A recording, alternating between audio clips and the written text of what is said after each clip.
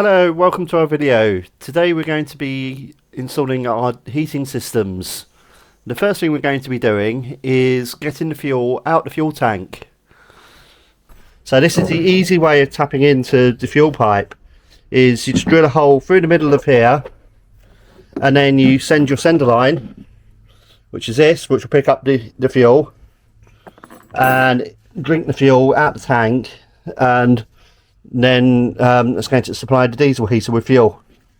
The other option would be to put a tank on the back of the back door, an additional fuel tank, but I didn't really want to do that.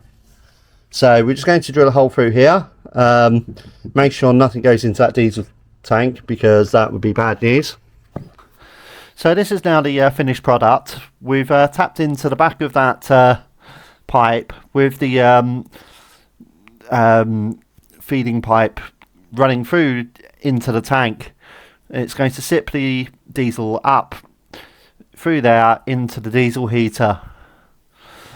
The solution is quite simple, and it just means that you don't have to use specialist tools or drill into the very expensive sender units, because they are very, very expensive.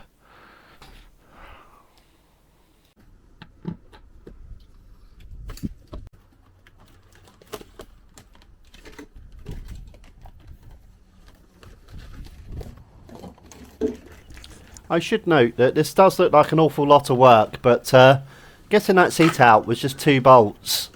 And then the sender units, or the top of the tank that you could see, that was very easily accessible.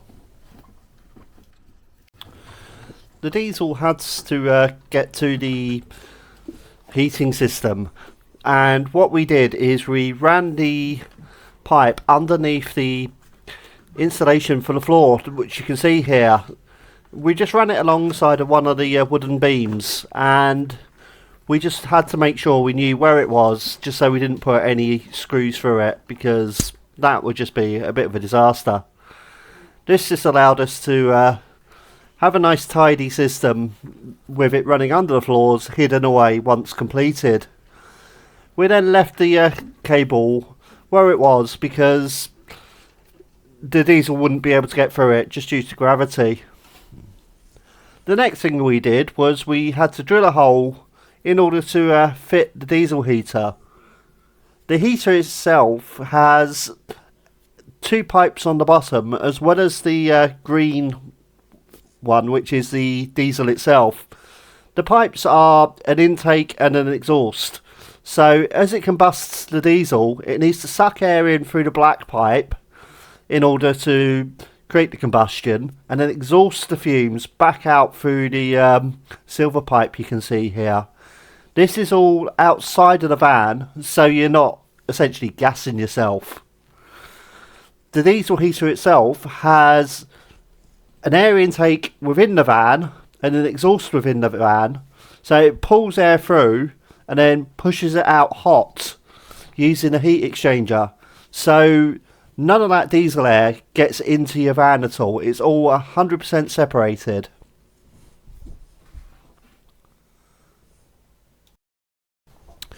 I will have to admit, putting this together did stress me a little bit, because the pipes being on the bottom, hidden underneath the unit, meant that the holes had to be exact within the van. So you only get one shot at fitting this, as you can see here. So next we have to go under the van and we put the exhaust in. This is just bolted to the bottom of the van. As you can see, it's just held in by a couple of self-tapping screws. The exhaust is fitted as far forwards as possible in my case, because that allows us to then fit the air filter as far back as possible, because you don't want them both together, so you get a cycle of exhaust into the air filter, because that would be very bad. So as you can see, they're just held on by a couple of self-tapping screws, and it's just bolted up to stop it from flapping around, so it's not dangerous when you drive. The other thing that's worth mentioning here is the underneath of the van was now getting very busy, because you can see here we have the water tanks, the gas tank, and now the diesel heater in under here.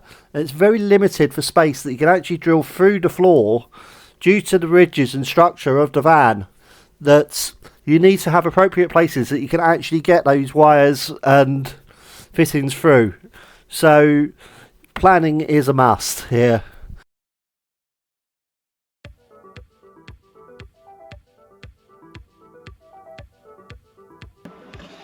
We're just testing our diesel heater, which we've installed. So we've put it here, and underneath we have the air filter, the exhaust, and the pump here.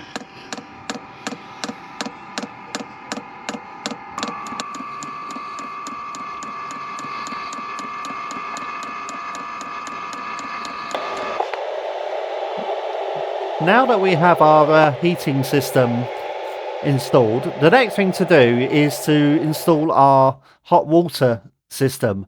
This is integrated into our diesel heater air heating system. As you can see here, I'm starting the plumbing. The idea of this is the system will blow hot air through the radiators, heating up the water, which then is fed into our boiler. It's a very novel idea, and it is very, very efficient. In order to do that, obviously, we need to do all of the plumbing and get our water into the van.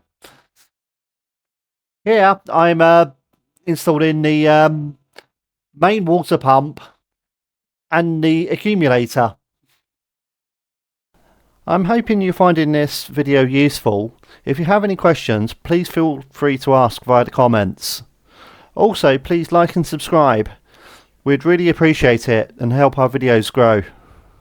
Right, so I haven't actually said much about the plumbing so far, because I've been playing Bobil plumbing Tetris, trying to fit everything into one little area.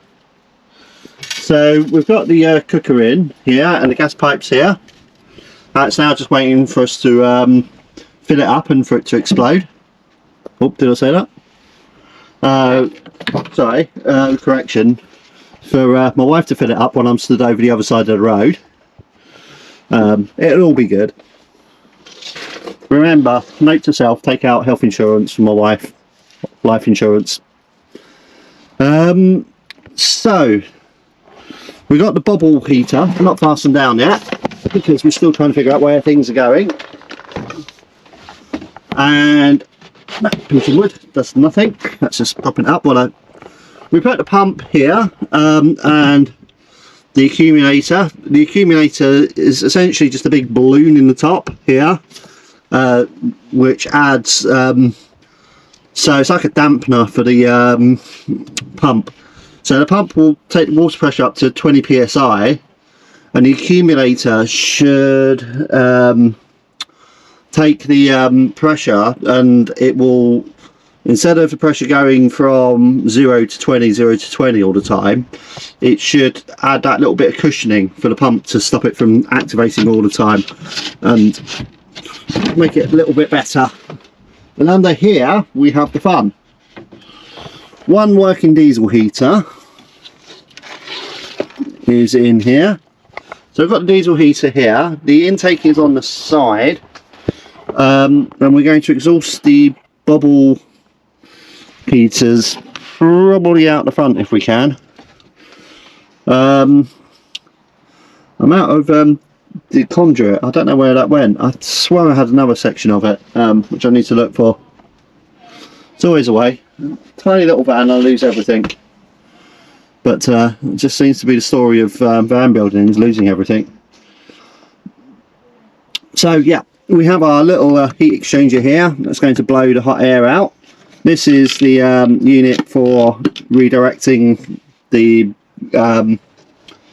air into the heat exchanger out through the vent at the front. That's all good. We've got the pump in here, the one-way valves, etc. Kind of figured that out. I've now stopped because I need more of this 10mm piping, and then I'm going to connect it up to the mains, etc., and run it through to the back where the shower is. So on top of that,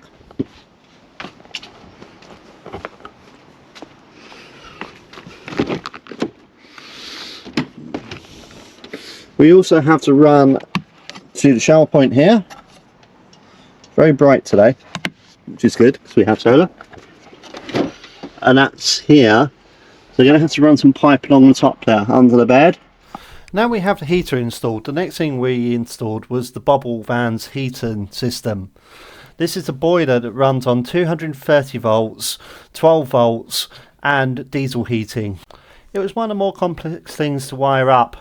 Here you can see me wiring up the diesel heat exchanger. Essentially this is two radiators from PC radiators with some custom parts. And it runs hot air through the radiators from the diesel heater to heat up the water.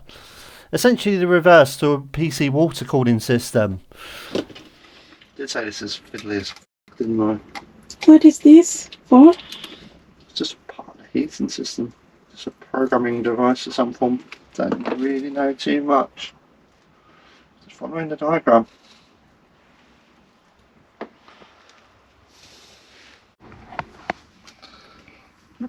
This is just fiddly as.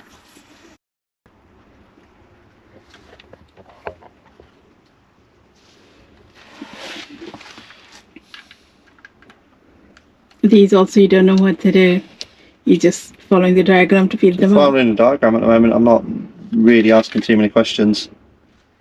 These were just the controller units for the diesel heating system and the 12 volt heating system. Fairly complicated, but the diagrams were fantastic. The only minor hiccup that I had with following the diagrams was I missed one of the negative leads for the heating system, which just meant it wouldn't turn on correctly. This was very minor and I found it very, very quickly.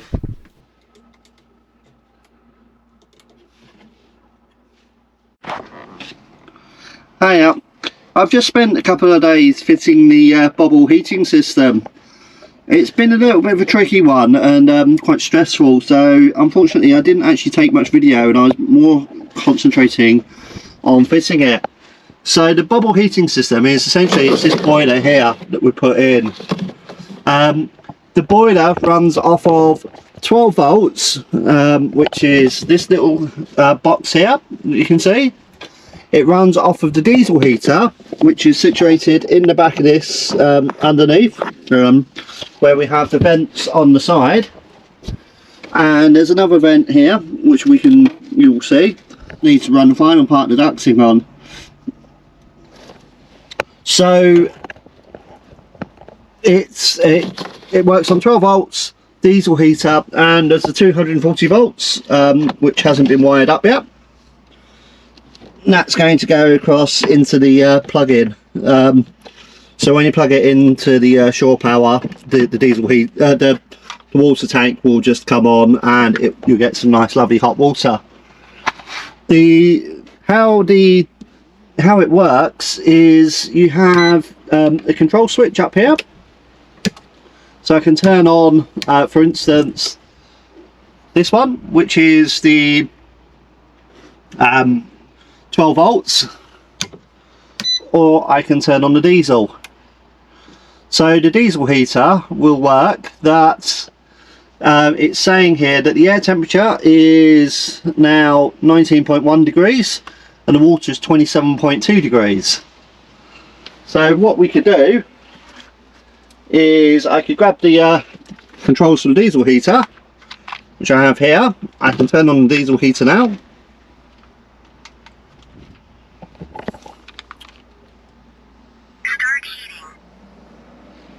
Which we'll see will be coming out here. With the diesel heater on, we make sure that this is pulled up. We have a little sign there, so we pull that up and it will redirect the flow in this device here where my hand is. So instead of coming out of this vent, it comes out of this vent here, which I melted the vent, so I need to replace that whilst testing it. So what we'll see is now the water is going going to be heated by a diesel heater. So the diesel heater's on, and it's blowing through PC radiators here. It blows the air through the PC radiators, and then the water is pumped through the radiator. The cold water is pumped through the radiator and then back into the tank.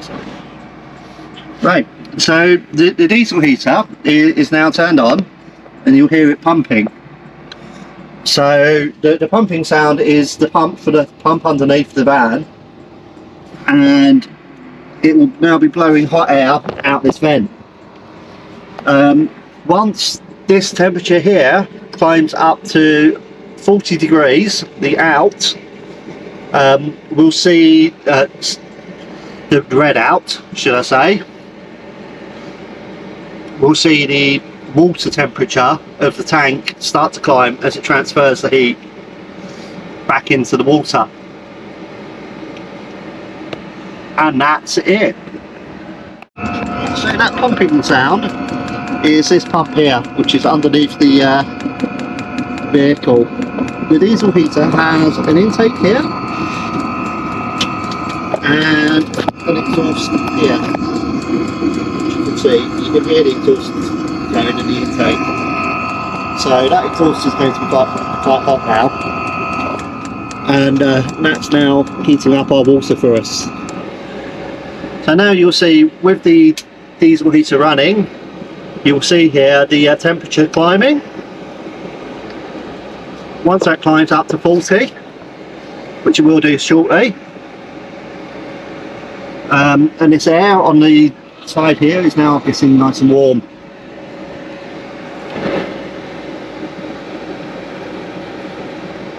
Right, so when this hits 40 here, you'll see it just clicked. There's a little click that happened, which is now just turned on the pump.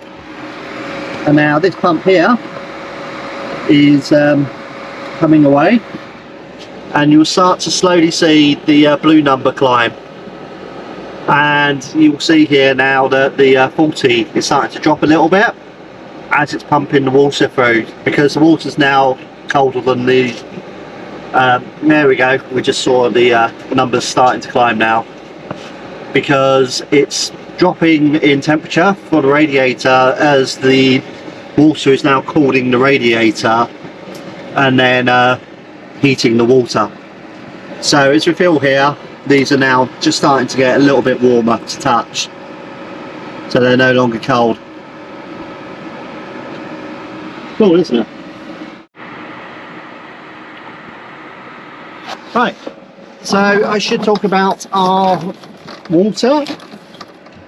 So in here, our main water, we have a water pump, which so essentially we have the underslung water tanks that come up through this pipe underneath, which is a 15mm pipe, and then I've put a 15mm pipe inside that flexible pipe, because the tubing, it just fit in quite snugly, and then I just put a clip on it just to stop it from leaking. And then that's now connected to the water filter. So we have a water filter which will filter out any bits and pieces in the water before it goes through the pump to stop the pump from breaking.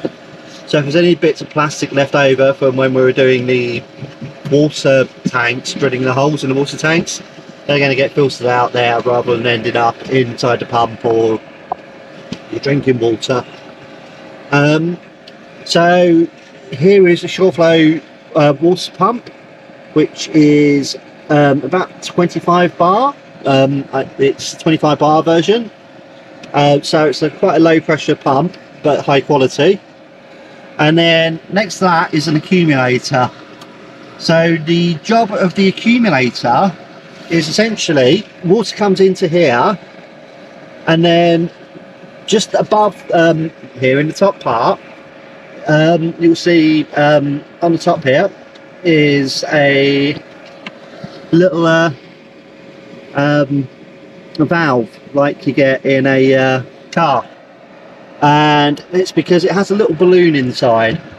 and what that balloon does is it gets compressed when the water goes into the pipes, because this side here is uncompressed and this side here is compressed. So you've got 25 bar on this side, and there's no compression on this side, so there's no water pressure on this side particularly. So the water pressure compresses the balloon and causes the balloon to compress, and what that does is it stops the pump from turning on and off, on and off, on and off all the time, because it equalizes that water pressure a little bit better in order to stop it from oscillating on and off all the time. And then essentially that's just connected to the T-pipe there, goes down into the hot water system underneath and goes up into the tap above. As you can see, we've got the tap valves here, and the tap is actually fitted, and we can just turn off the tap at that point now as well. So underneath we have all of the Bobil system in there, plumbed in, and then we have two pipes coming in underneath the cooker. So we have quite a messy garage at the moment, because this all needs to be clipped up properly. Those blue pipes are the water pipes, and they come up over the top and into the back of here, which is a shower unit.